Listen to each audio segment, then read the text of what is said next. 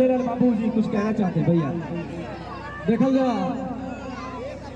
भैया कैमरामैन थोड़ा फोकस कीजिए हमारा, और हम लोग के आगे शैलेंद्र भैया है। पूरा पूर्वांचल में अगर कॉमेडियन कलाकार देखा जाए तो हमारे शैलेंद्र भैया है। और एक बात बता दूं, मेरा मऊ जिला पे काफी तमाम गाना आया आप लोग के आशीर्वाद से, आप लोग सुने होंगे, शायद आप लोग मंच पे कभी नहीं देखे होंगे। बोला तो एक गुड्डू देखिए गुलजार बाबू मंच पे आवा प्रोग्राम भैया 1 मिनट खातिर भैया भैया रे भैया के बुलावल चाहते हैं। भैया गुड्डू गुलजार का प्रोग्राम है वैशाली जिला में, भी यहाँ से निकलेंगे। लीजिए जी इसको बात कर। एक मिनट ठीक, थोड़ा आप लोग शांति रहिए।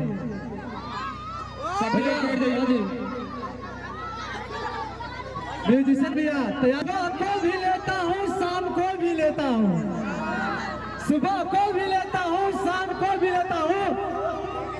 हमारे जितने मऊ जिला में है सबका नाम लेता हूँ, सबका नाम लेता हूँ। बोलिए श्री रामचंद्र की,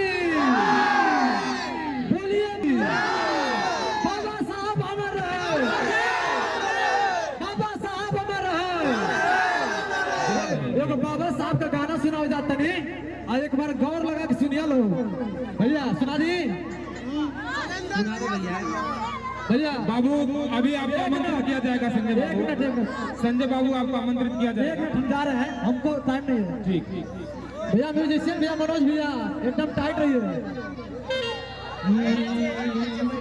कि जब ले रही धरती औरी रही आसमान हो। भैया आइए, बहुत ही अच्छा हमारे विलन प्रणाम मऊ एक फिल्म आ रहा है आप लोग के बीच में, जिसमें रामा भाई का बहुत ही अच्छा रोल आ रहा है और इन लोग को सहयोग से बन रहा है। कि जब ले रही धरती और रही आसमान तब ले रही अमर भीम जी के नाम।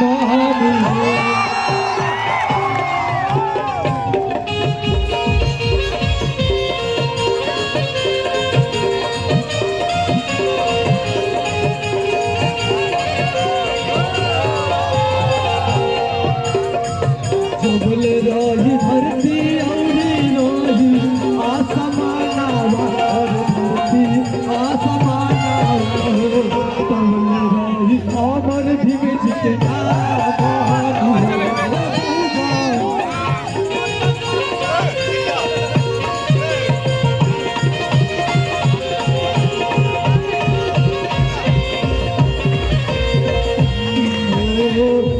सवा के लिखल जे सुंदर संविधान और सुंदर संविधान जान ला दुनिया जहां।